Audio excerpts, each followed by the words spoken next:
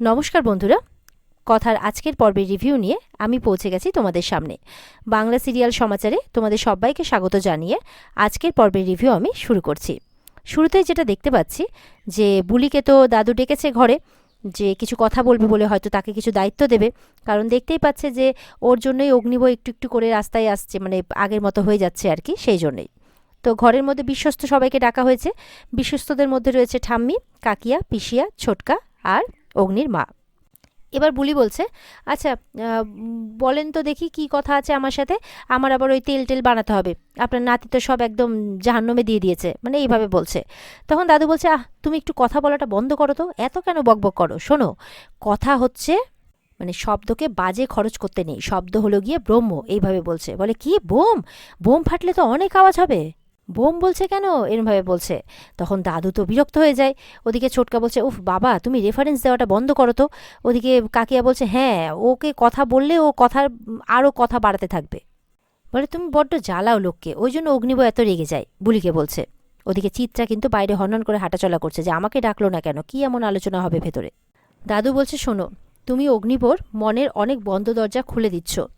আমার মনে হয় তুমি পারবে একমাত্র অগ্নিকে বাগে আনতে। তাই বাকিদের বলছে যে ওকে একটু ভালো করে বুঝিয়ে বলতে, যে অগ্নিবর কোন কোন মনের বন্ধ দরজা আমরা খুলতে চাই, মানে ওর কোন স্বভাবগুলো আমরা পাল্টাতে চাই। আর এদিকে চিত্রা তো বাইরে খুব বিরক্ত হচ্ছে, বলছে ধুর বাবা, কিছু তো শুনতেও পাচ্ছি না বাইরে থেকে, মানে বাইরে থেকে আড়ি পাতার চেষ্টা করছে, কিচ্ছু শুনতে পাচ্ছে না।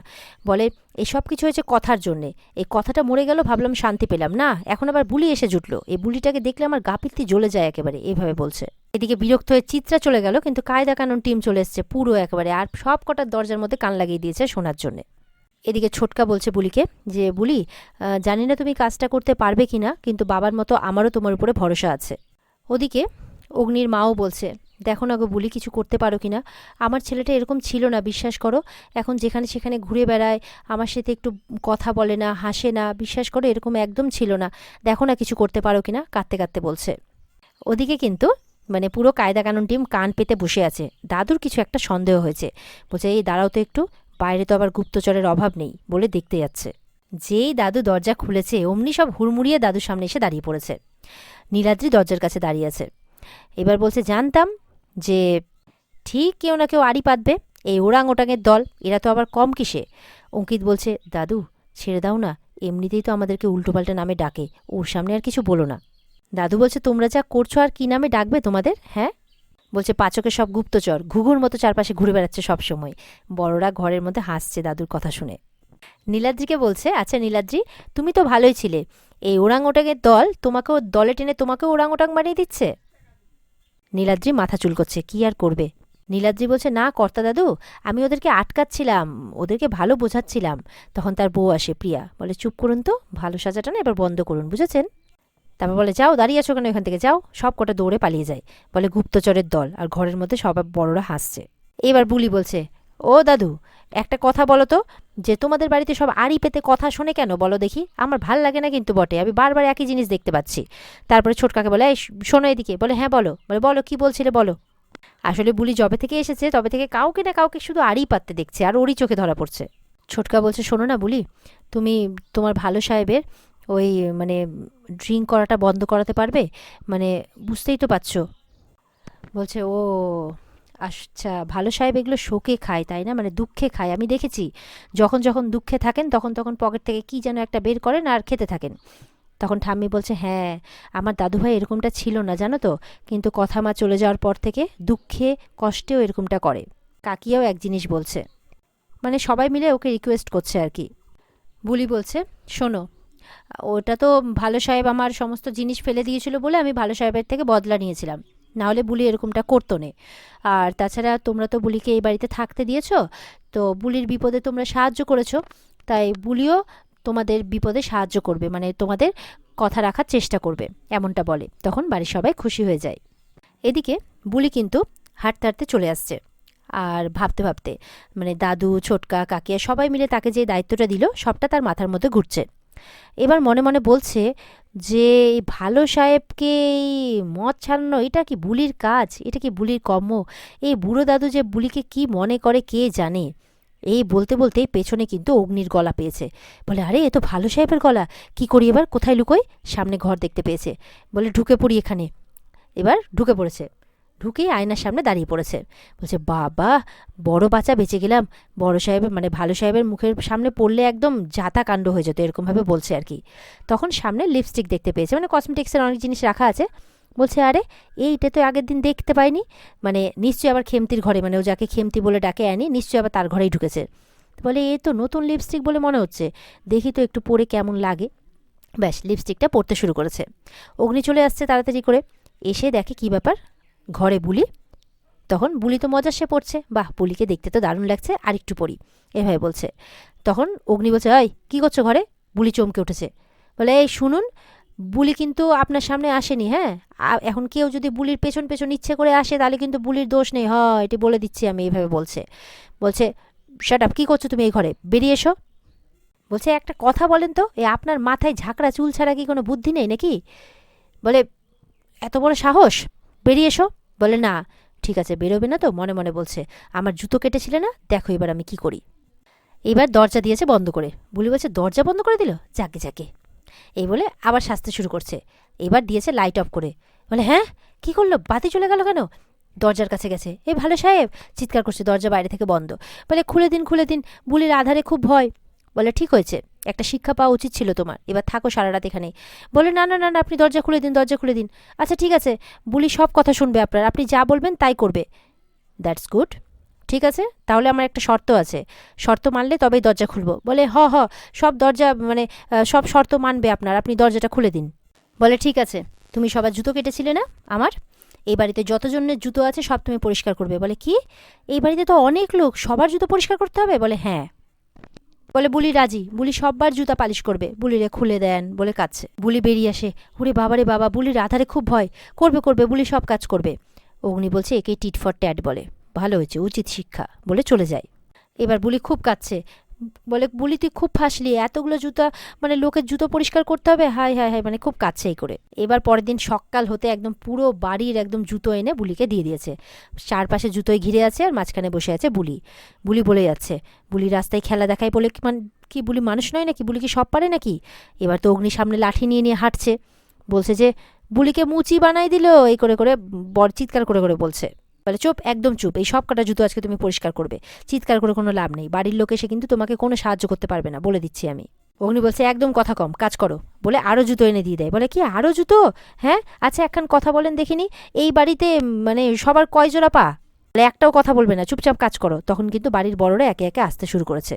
এবার তো ছোটকা কাকিয়া পিসিয়া সবাই মিলে বারণ করছে, না না না এটা কি করছো? তারপর নতুন জুতোটা যেটা অগ্নি কিনেছে, সে বলছে এটা তো নতুন, এটা কেন পালিশ করছো? ছোটকা বলছে কোনোটাই পালিশ করতে হবে না, ওঠো ওঠো। অগ্নি কিছুতেই উঠতে দিবে না, না ওকে ডিসিপ্লিন হতেই হবে, আমি ওকে এবার শিক্ষা দিয়েই ছাড়বো, ডিসিপ্লিন করেই ছাড়বো, তাই বলছে। পিসিয়া বলছে দেখো এটা আমার নতুন জুতো, আমার নোংরা হয়নি, একদিন পরেছি মাত্র। তখন সরিয়ে দিতে গেলে মানে অগ্নি আর কি আবারও সেই জুতোটা দিয়ে দেয়। এবার চিত্রে এসছে তার আরও 2 জোড়া জুতো নিয়ে, বলছে ও মা তুমি সবার জুতো পরিষ্কার করছো, আচ্ছা সবারটা হয়ে গেলে আমারটাও করে দিও, হ্যাঁ শুধু খুব দামি জুতো মনে রেখো। বলে এই পাটের বিবি, বলে জিভ দেখিয়ে দেয়। বলে এই দেখ আমাকে মুখ ভাঙাচ্ছে, দেখ কেমন করে। ছোটকা বলছে দেখো ও বিনা পয়সাতে না অনেক জুতো পালিশ করে দিচ্ছে, ঠিক আছে, তো একটু নয় মুখ ভেঙালোই, তাতে কি তোমার মুখটা হয়ে গেল? তাই বলছে। বলে তা বলে আমাকে পটের বিবি বলবে? এবার পটের বিবির জুতোটাকে কালো করতে যাচ্ছে, বলে এই আমার জুতোতে কালি মাখাচ্ছ কেন?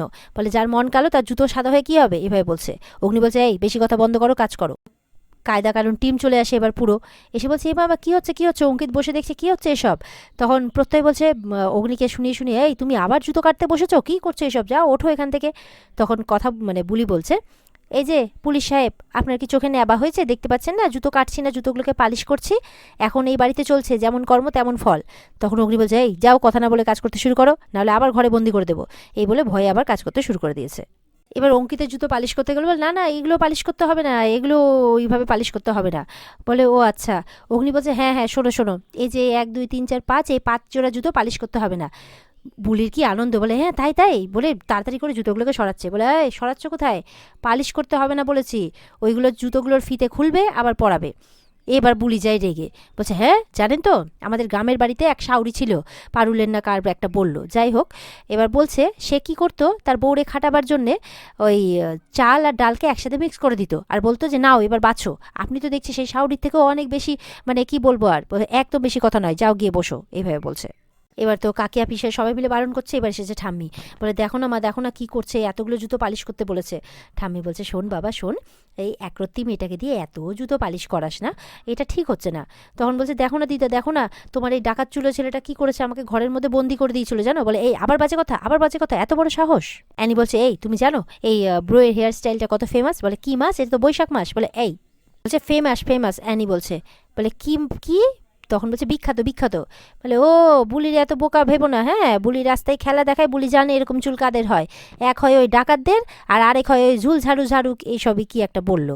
তো অগ্নি তো প্রচণ্ড রেগে যায়, এবার মারতে দৌড়ায় তাকে লাঠি নিয়ে, আর বুলি আবার মানে কাকিয়ার পেছনে গিয়ে লুকিয়ে পড়ে। এবার তো প্রত্যয় অগ্নিকে শুনিয়ে শুনিয়ে বুলিকে বকছে আর বলছে তুমি কি গো মানুষ না আসলে যেখানে সেখানে উঠে পড়ছো।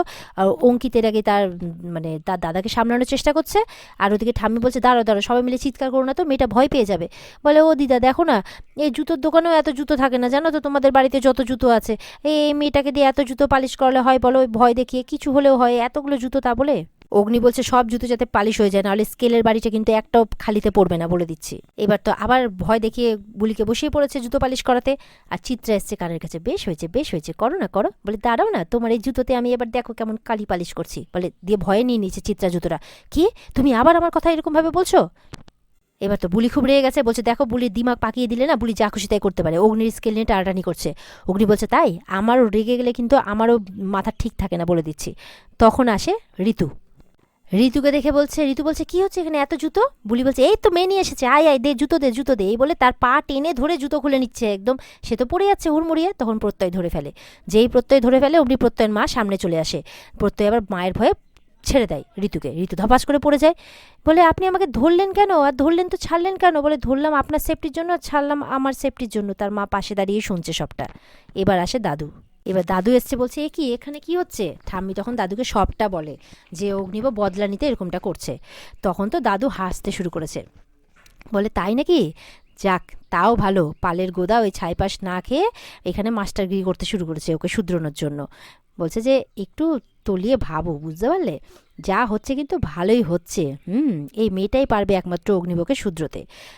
ঠাম্মি বলছে দেখো না আমার মনে হচ্ছে আমাকেই না মেরে দেয়, আমার তো ভয়ই লাগছে। বলে না না ওর মনটা খুব ভালো, ও মারবে না। দাদু ঠাম্মি দুজনেই হাসছে।